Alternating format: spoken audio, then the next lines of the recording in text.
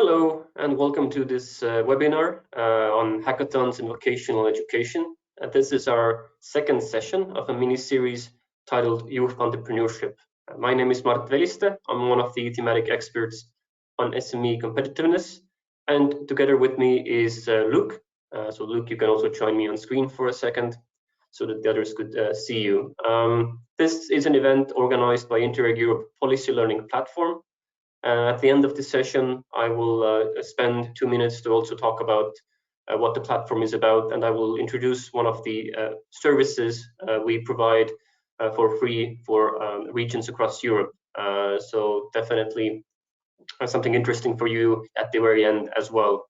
And we're not here alone, of course, me and Luke, but with me here today is Anne, Juan, and Anna, who you will see on your screen briefly. And today, as already mentioned, we will tackle this topic on hackathons and vocational education. Just a few words about the rules of the game. Today's event is recorded and the slides will be also shared afterwards. All attendees will receive an email with the relevant link in 2 days' time. All attendees have the possibility to ask questions from the speakers. This is done through this questions tool on the GoToWebinar application. So if you write them there, we will see the questions and we can ask them from the speakers. And also there's the chat function, which we use to share relevant links with you. And again, this is a brief slide on what is a mini webinar series. It's a new type of event series we're using on the platform. Each session is a short 30-minute knowledge exchange with good practices and policy improvements in some region in Europe, and which we share with you, the community. And today is the second session in a series, so the series is thematically linked. Each session talks about youth entrepreneurship. We talked last time about the youth entrepreneurship at a very young age, so we had a very interesting presentation from East Flanders, Belgium, about free programs that are being run there on primary and secondary school level. And today we move forward to a bit older age group, so the vocational education. And next week on Tuesday, we will end the series with this challenge-based innovation topic, where we talk about university students and young entrepreneurs. And some of you might have seen this slide last week, but this is just to emphasize once again why we are talking about the topic.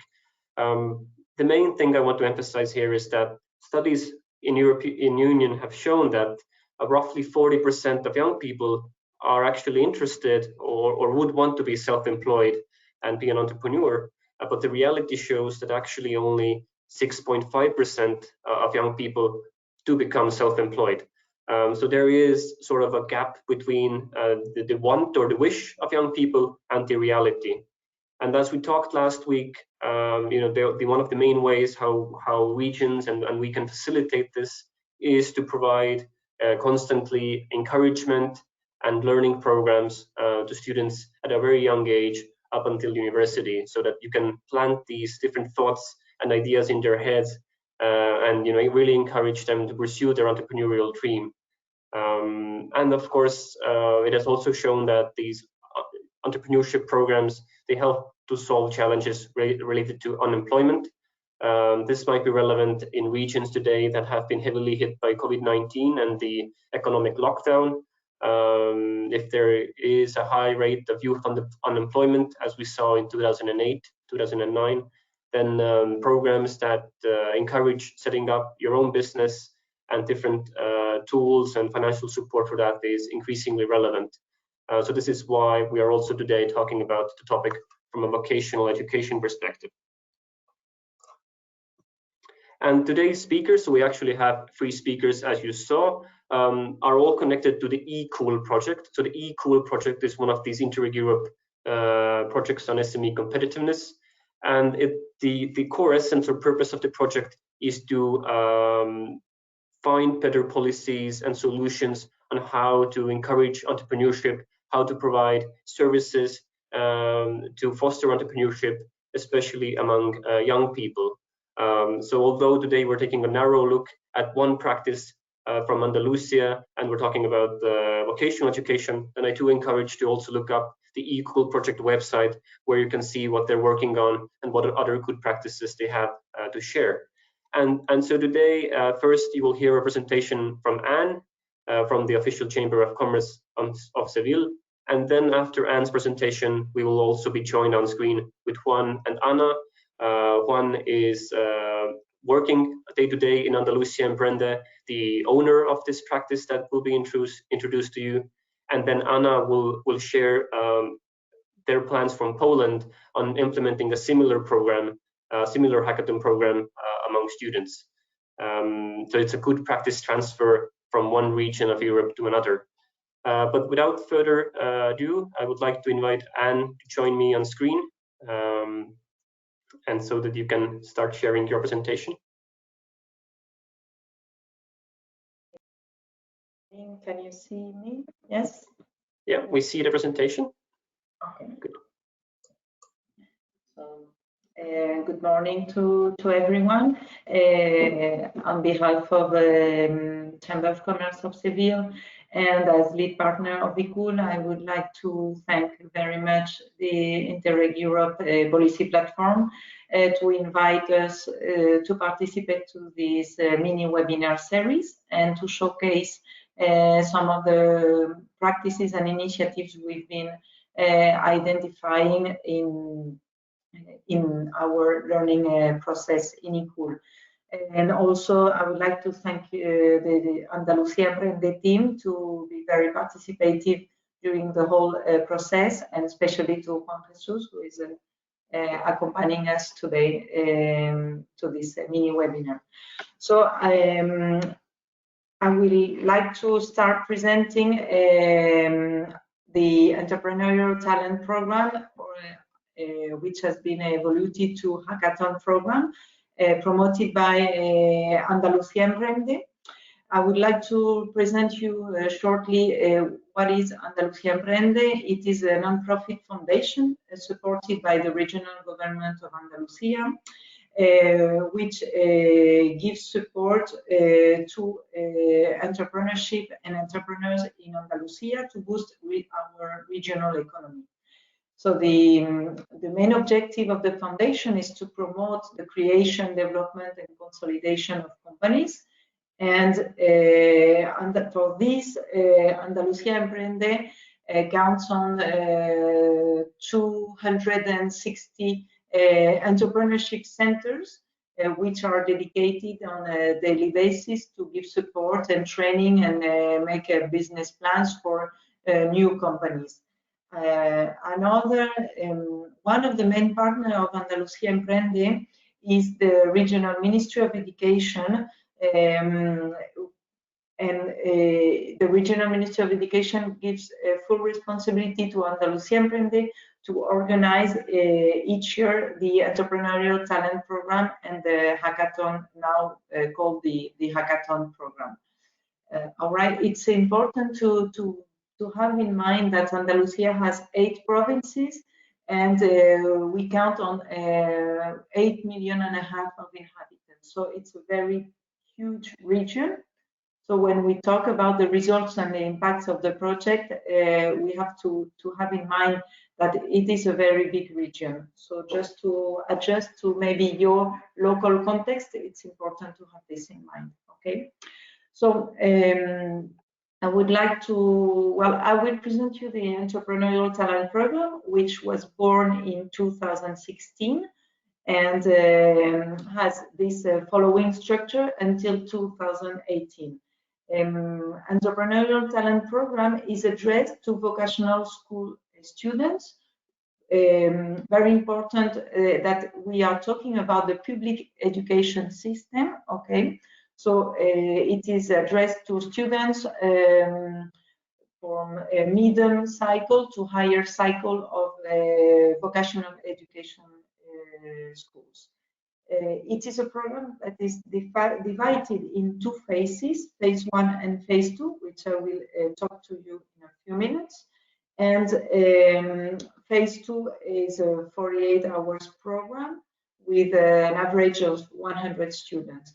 One of the very specific aspects of the entrepreneurial talent program is that it is very innovative in its topics and how it brings students to work in very accurate and current topics. For example, from 2016 to 2018, it targeted 4 categories: the tech talent, so all ideas related to Internet of Things; mobile talent, all ideas related to build application for every kind of platforms; social talent, as it says, well, all inclusive issues, sustainable development issues, all issues that can improve universal values and life-being; and extreme talent, also well targeting very disruptive ideas and disruptive innovation. So in phase 1, as I said, there are 2 phases. Phase 1 deals mainly with the promotion in schools and animation to participate and registration to the program. So during phase 1, all the centers I was mentioning before of entrepreneurship to work on very closely with the vocational education schools to promote the program and to promote the participation of the program. Then the students, every student who wants to participate on an individual basis can make a registration process through the website of Andalucía Emprende. There is a specific website created for this program. They can submit their ideas through their website, and these ideas are analyzed, and the best 100 ideas are selected to participate in the second phase of the contest. These 100 ideas then are selected, and these 100 students are going to participate in the second phase, which is an entrepreneurial talent competition among these students. These students do not work alone, they work together in 20 multidisciplinary teams, all right, with mentors and facilitators who are both from Andalucía Emprende and external also mentors and facilitators, expert professionals. And during a 2-day competition, they work on a real business project. They work on the image, the marketing, the business plan, and all that is related to start up a new project. At the end of this 2-day phase, let's say that they make a pitch presentation of their project, so they get in front of the jury and they present their final project. And there is, at the end of course, there is a winning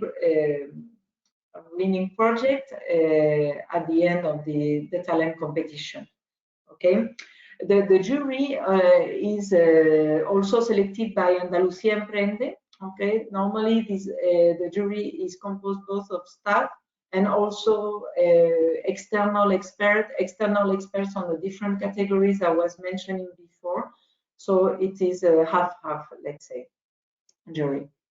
Well, in terms of results and impact, it is, as you can see here in the slide, the participation has kept increasing from the first year of it was organized to the third years. You can see that at the first year there were 24 centers, schools that they were participating, and in 2018 they got to 127 centers who participated in the contest. Okay, so you can see there the number of students and the number of ideas that were submitted.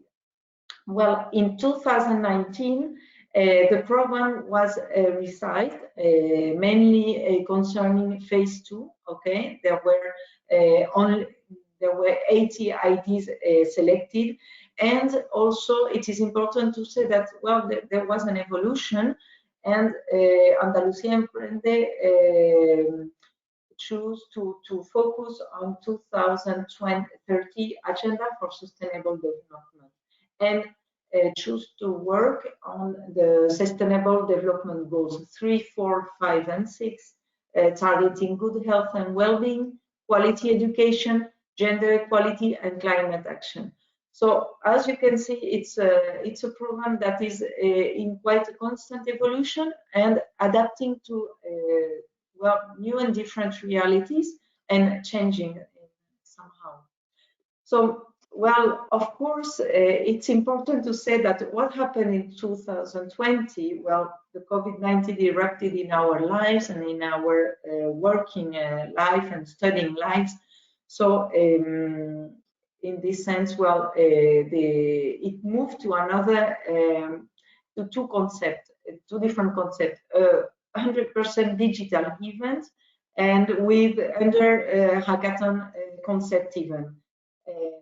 Normally a hackathon event is hosted by a tech company organization where programmers work together for a very short period of time to achieve their results, and they work very hardly and very quick together.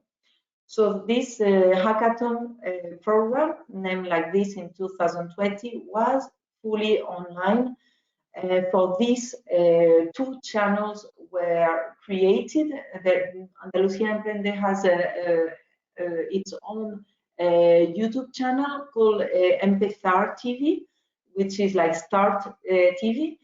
And so the hackathon program had the same preparatory phase, but equivalent of phase 1, which was conducted online. And for the first time in 2020, it was open to university participants also. There were only two challenges proposed for this competition. Okay, the challenge 1 was targeting hackathon tech, let's say, and the main challenge was how to protect seniors' health and well-being in COVID-19 times to avoid their isolation, for example. And challenge 2, the social hackathon, targeted how to eliminate education gap in Spain. So as far, this was celebrated at the end of November of last year. And well, in terms of impact, for university participation, for example, it was still quite low, and there was not very much participation, maybe surely due to COVID-19, and maybe there was the communication was different as it was digital. But there were, for Hackathon Tech, 202 ideas received for the phase 1, so there was very high participation, even if it was online, and 241 ideas received for the social hackathon. I think the program is sharing in the chat some links that you can see. It is in Spanish, but it is a summary of how it was organized and how was the participation and the jury and everything that was done digitally for the hackathon to 2020. So if you want to consult it, even if it is in the Spanish language, you will not have a difficulty to understand how it was organized. So for us and for this part of the mini webinar, we hope that it was interested. And for any question, we keep here online for you. Thank you. Mart, I give you the floor again. Thank you, Anne, and thank you for introducing how this program has been set up and evolving, and especially also it was interesting to see that you still adapted in 2020 to online despite of COVID-19, and the program is continued despite some challenges maybe in communication changing, but all in all the program is still there. I would now invite also Juan and Anna to join me on screen, and Luke as well. We have entered the discussion phase of our meeting. And my first question would be to Juan, because you are working with Andalucía Emprende.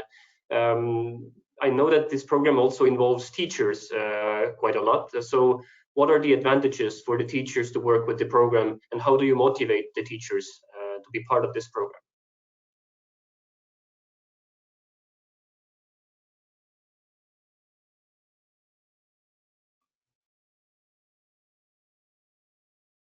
Juan, can you hear us? Okay, thank you. I'm sorry. Now I can hear. Okay. I think the key of the program is the teacher participation. So the main opportunity that they want is to motivate a student. And they do it because it's a practical way to change the mentality or to change the mindset about the entrepreneurship. So they want this point to use a practical way to change the mentality. So this is the way that we are going to do it with the teacher. This is the main problem sometimes, and this is the main opportunity at the same time.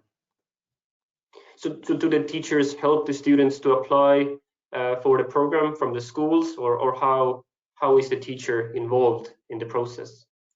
Okay, our relation with the teacher is very close. So we are with them, and we by email, by phone, all that they want to need, or whatever they need, we are then, because we know that they have got a lot of bureaucracy work, and we don't want to increase this work. So we are there to eliminate this problem, and we do this work when they can't do it. This is our work. Yeah, we also saw this last week with the other programs where the programs themselves supported the teachers a lot for the same reasons. I would also now like to invite Anna to the discussion because I understand that this good practice that was first shared with you inside the eCool project has now inspired your regional action plan of the Interreg Europe project, and you are considering and implementing a similar program in Poland, in your region. Could you just briefly explain what is the process currently? What are you planning? Yes, that's true. Good morning, everybody. And we are the partner in eCool project, as you mentioned, and we saw this good practice on the first seminar in Brno. And we decided quickly that we want to adapt it, but of course we adapted to the condition of our region because it will be a little bit different than Anna presented. And so we just managed with action plan. So we got a whole document, and we divided it also for two actions. We can say two phase, like Anna had in presentation, but we've got few steps of whole process. We want to encourage for the first step 60 schools from our region, and make some promotion of this project by introductory seminar. And later on, we want to ask the schools who wants to join to the next step. We will choose 10 schools from vocational school students. And during 4 months, we are planning to make workshops with them. And later on, after these 4 months, the teachers who will be involved in this process, they will choose the group of students or just one person to go to the contest. And the contest will be the most the same way, but we are planning to it for 3 days.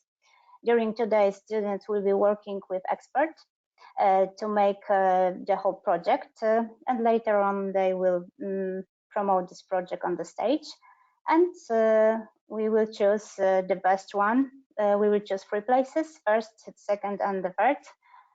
And we are going to give a little sum for each student or a group of students for the first and second place.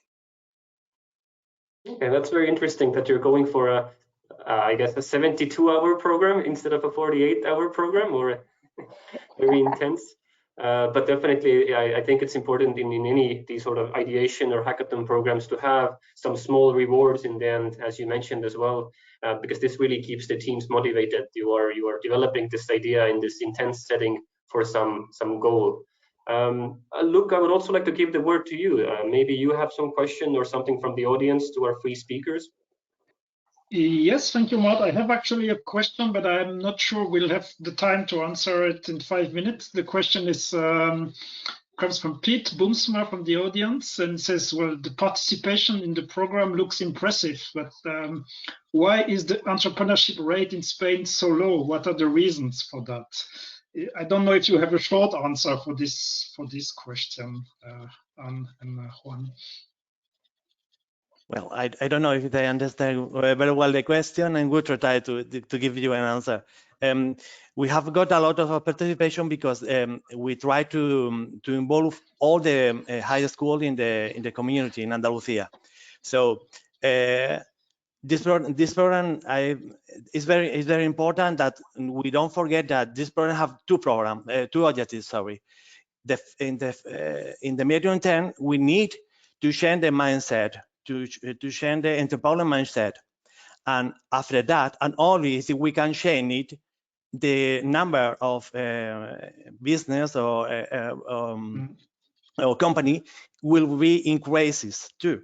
But if we don't change it first, it's a big problem. And now we are in these phases. We are working with a student to change this mentality. And this is a work that it needs several years with an important effort. So we are trying to change it, but I think we have a lot to wait in the future.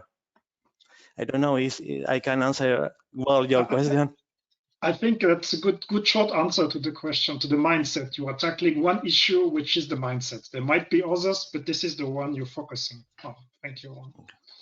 I think this was also shared by the colleagues last week, that it's hard to say to measure the impact of one such program, but you need many different programs across different regions and across different age groups to really get people to become entrepreneurial, because it is a step and a bit of a different risk than a regular career path.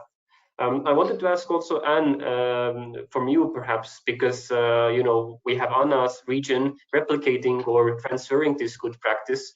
Any advice that what regions should in general keep in mind when setting up such a program in their region? Anything important, any tips or advice to give?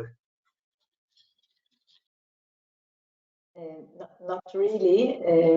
I don't know if Anna they are targeting also vocational education schools, or all type of institutes and university, but I think it is important to align it with the priorities of innovation and sustainable development of your context, for example.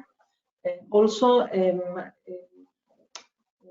when Juan Jesús was telling about the mindset, it's very important that we work on the intra-entrepreneurship, not only on entrepreneurship for creation of SMEs and companies, but also to transfer to the youngsters to be entrepreneurs also as employed in a company. So this is also a way to work on that skills. It is important.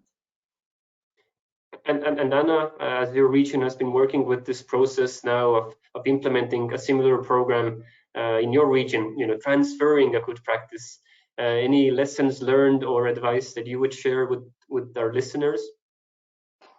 We are just starting. We finished document, action plan, and we submit a pre-fiche to our regional body responsible for Union European money and for changing the policy.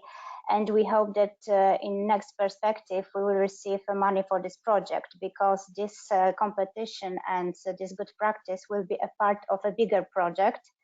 And it will be also for vocational school, but we are planning to larger it for secondary school too. not for university, just for the secondary and vocational schools. So that's all. And we will see what happens, because it will be a kind of a pilot action in our region, and I think in the whole Poland it will be kind of pilot action. So we will see, and looking at the statistic of our Spanish partner, we will see how it develops. So we hope that next year and after our edition, it will be the next one and the next one, larger and larger. We hope so.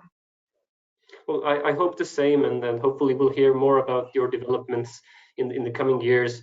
For our audience, if you have any clarifying questions about some very specific details of how this entrepreneurship talent program has been set up in Andalusia, or how it's being planned in Poland, you are welcome to write to us, and we'll get back to you with the answers via email. Today was like a teaser to get you interested and to hear about this challenge-based hackathon format for vocational education. So thank you to the speakers. Thank you, Luke. I would ask my colleague Eugenie to give me the right to share my screen, because I promised also to tell you about one of our services. So here I go, I share my screen. So very briefly, as I mentioned before, this event today was by the Policy Learning Platform. It's an online community that also offers various services. So I recommend you to check out the website and find out about other good practices we have on the platform. But I want to emphasize today with you this matchmaking service that the program provides for free to various, to all regions across the European Union.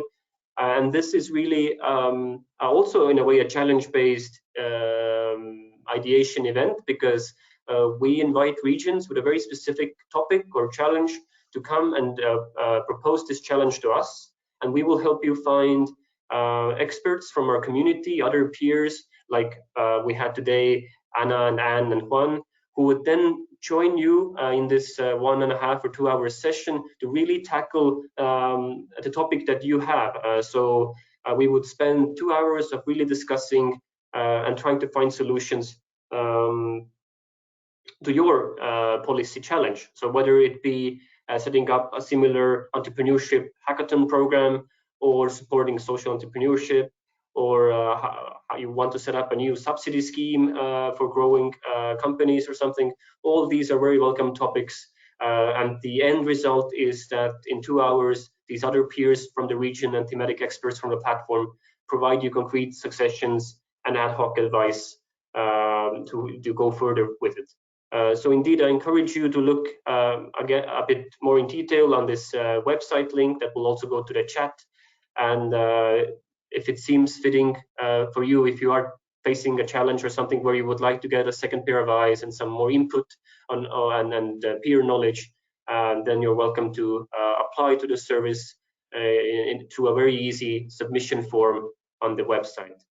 But next week we will continue the mini-series. We will move on to the German-Dutch border, and we will talk about challenge-based innovation. Another 8-hour event will be introduced that is aimed at university students in that cross-border region.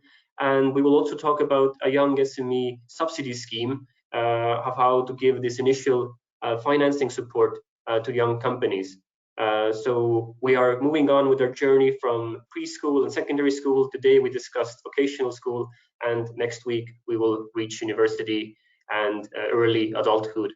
So thank you once again for all of you attending. Thank you, Anna, Anne, and Juan, for sharing your experience and your good practice.